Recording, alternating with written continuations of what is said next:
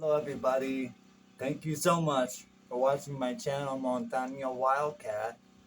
I'm living off grid for a lot of reasons.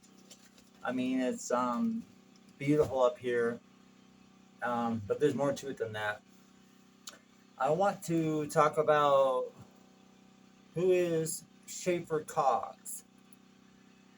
A lot of you already know about him a little bit, or maybe you don't. Before I go into detail about who is Schaeffer Cox and his cause and what happened to him, I want to talk to you about something you may not even realize. 20 years ago, or more than 20 years ago, you had more rights. The police couldn't just arbitrarily search you. A lot of times you might be an older person, I don't mean old, but older, past the 40 mark, where the police are no longer really interested in, searching your vehicle, but they can search it and they can say, we sense the presence of drugs, and they'll search it. And there have been a lot, way too many accounts of people that had no drugs and they were planted in their vehicle because the person that they were searching, they wanted to arrest. So what happened to the Bill of Rights, your Constitution? What happened to that? I think a lot of people are okay with it. They just say, la la la la la la, everything's fine. Give me the good vibes. Well, if you ever wanted to read a book that was banned, whatever it might be, you go to the library and you say, I want to read To Kill a Mockingbird. Well, it's been banned because the government doesn't want you to know about it. And then the librarian, unfortunately, so that she doesn't get arrested, has to report you. And the government SO somewhere come and get you, arrest you, and take you to jail for trying to read a book. Because freedom! 4th of July! Woo! Yeah, that was a long time ago when we were freed from England, but where are we now? I'm not making fun of the United States. I love the United States. So, I don't want it to turn into Rome. I don't want the U.S. to turn into Rome. It took a while to build Rome, but it didn't have to fall. Yep, it did. And it turned into a little,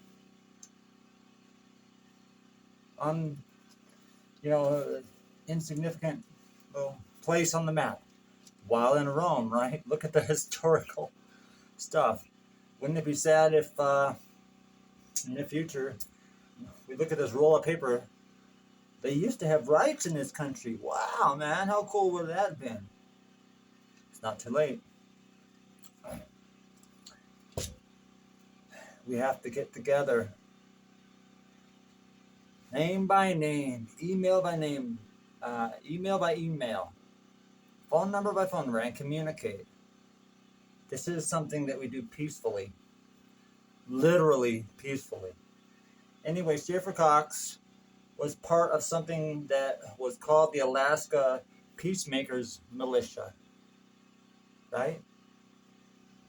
And a lot of times when a government body sees that you're becoming powerful, you're running for Senate or governor or Congress or something, keep their eye on you and make sure you're doing what they tell you to do. Because you really don't have that much power when you're in power. That's why politicians get a bad name. They say they're going to do something, and they can't. They can't. They cannot do that. It's not allowed to do that. That's why I think certain presidents were assassinated or had to leave office sick. But anyway, Schaeffer Cox was a very young man when he got started in politics, mature for his age and intelligent. He liked to fish. I mean, you live in Alaska. You got those big Kodiak bears, wonderful salmon. I know about the salmon. I lived in Washington State. You get some fresh salmon out of Puget Sound and around Seattle. But anyway, he ran for Alaska House of Representatives, and that was back in 2008. There was Sarah Palin back in 2008.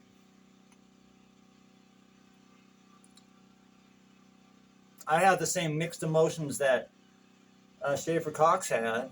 Like, I want to support you. You have Christian values. But she wanted real ID to pass. That's something they called real ID.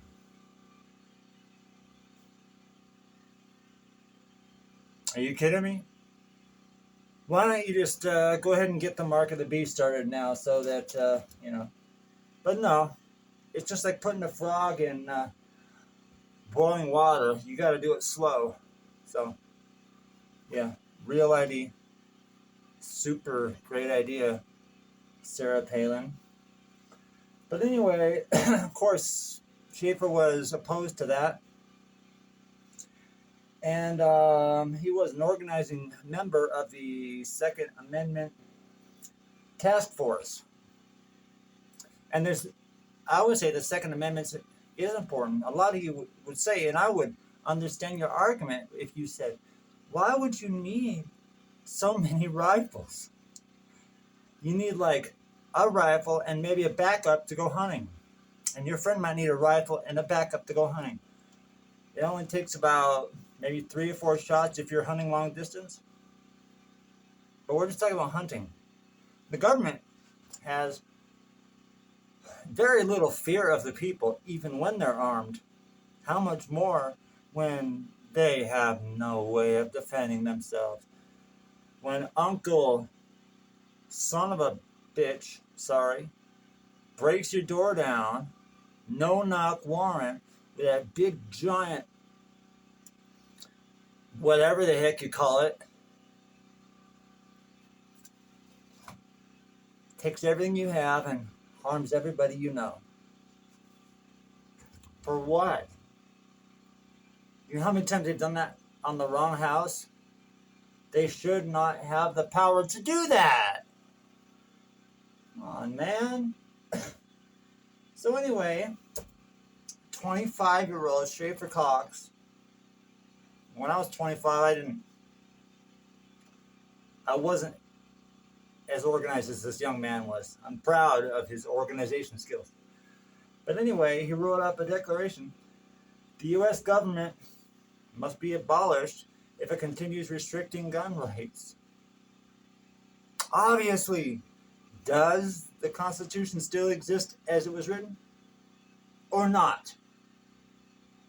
I said, does the Constitution still matter or not?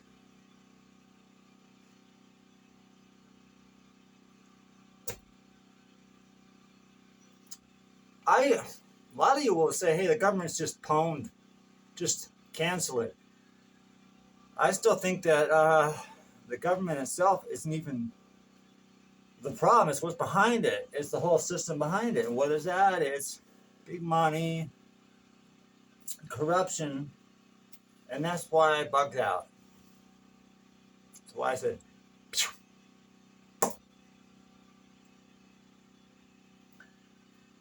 At any time I can come back into the U.S., but I'd say in Mexico you can sure get your strength back. Big time. A lot of these people that aren't organized enough and don't have enough strength behind them end up killed, or like Schaeffer Cox, who is, got doing 30 something years. But anyway, I mean, there was many people that agreed and signed Schaeffer Cox's declaration that the U.S. should be abolished if, they kept doing uh, restrictions on your Second Amendment.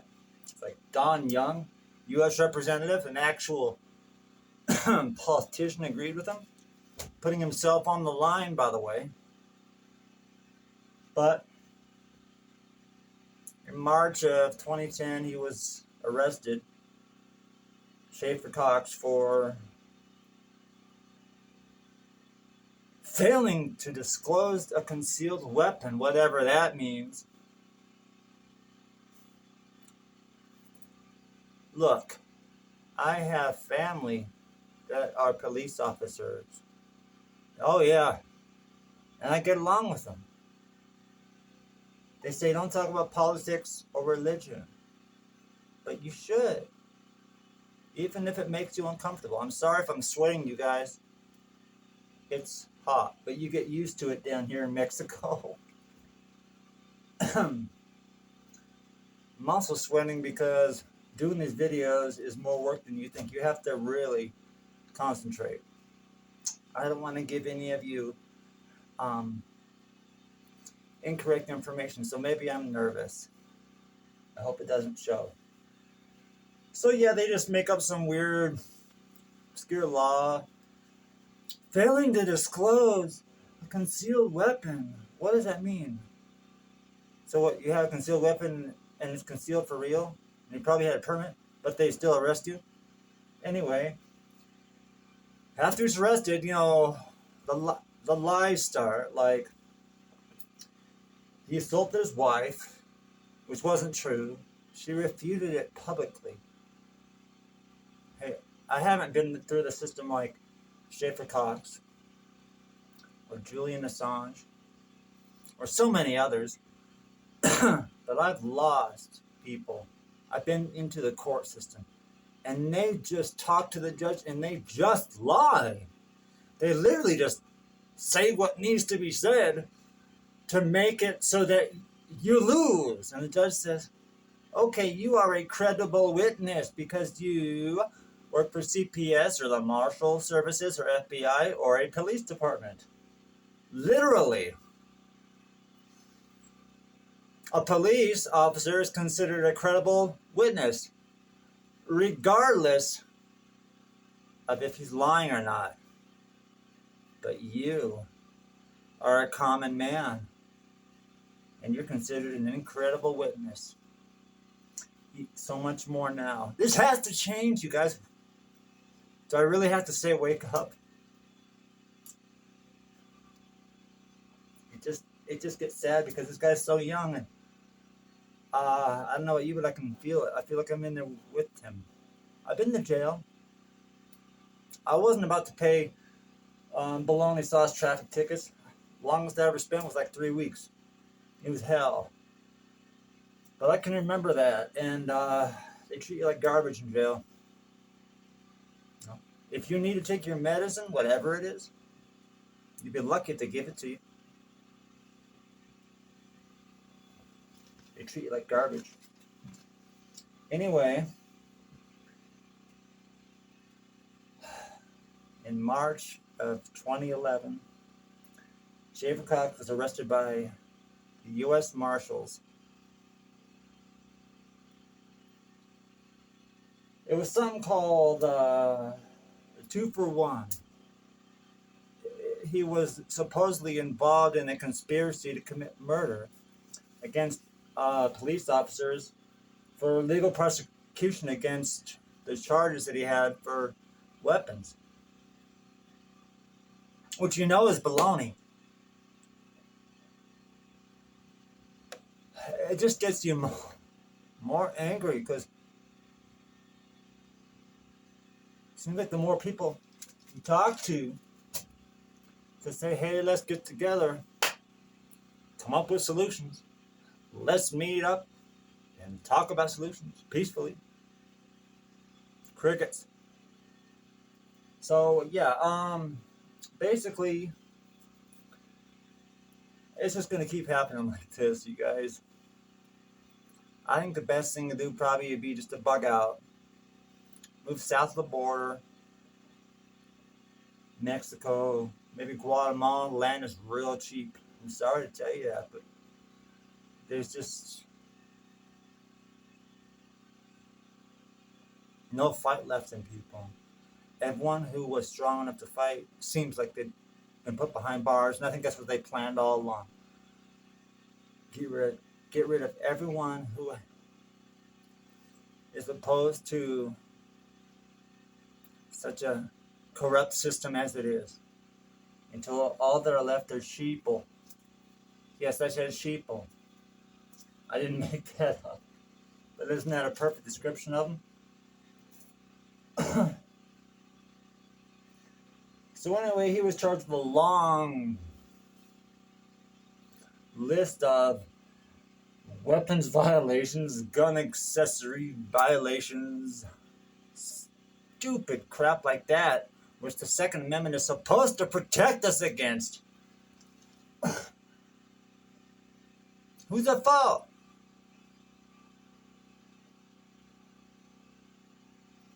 All of us. We've been complacent.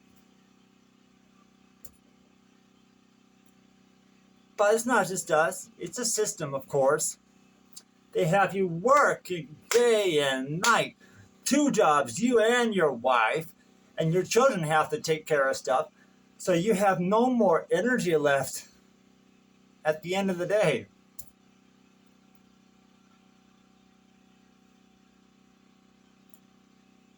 I mean,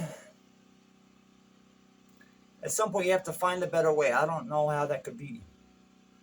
Patience and endurance. You have it in you. You had it in you when you were young. I mean, like in your teens, you have it now in your 20s, 30s, 40s, 50s, and 60s. Yeah. Guess how old I am? I'm probably older than I look.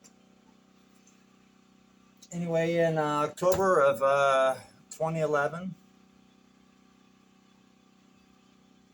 good thing, state charges were dropped because they were bull crap. You know? Actually, I'm amazed because a lot of times the state will just agree with the government, the federal government. So, but anyway, in November, Schaeffer was charged with purchasing hand grenades, silencers, and a grenade launcher.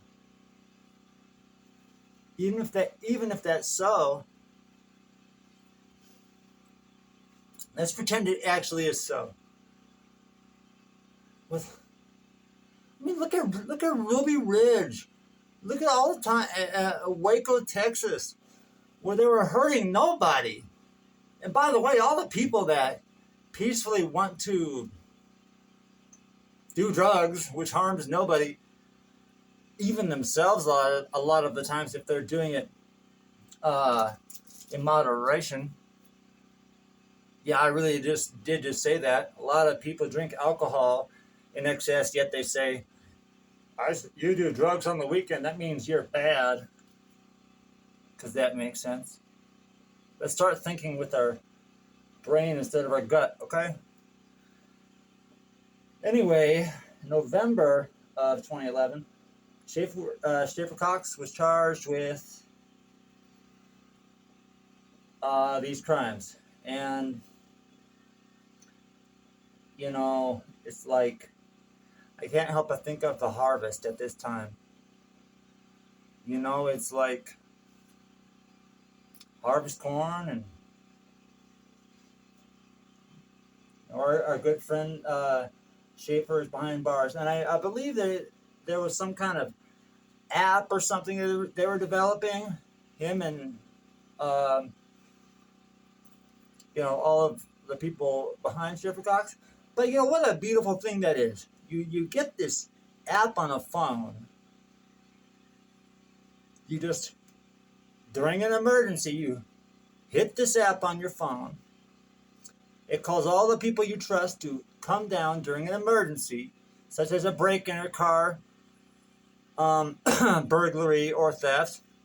And they put a stop to it peacefully without any baloney. You know, what a great idea. But in June of 2012, 18th, he and co-defendant Lonnie Vernon were found guilty of conspiracy to commit murder. I assume against Leo's law enforcement officers. Remember, I have family that are police, so I know the job they do is to do the impossible. That's why I never became a police officer. Amongst the facts that it causes severe PTSD to do the impossible, so I felt like I couldn't effectively help anybody. I would just go nuts. So, anyway, he was sentenced 26 years on 8th of January 2013. Look, if you believe in God, you know, I remember like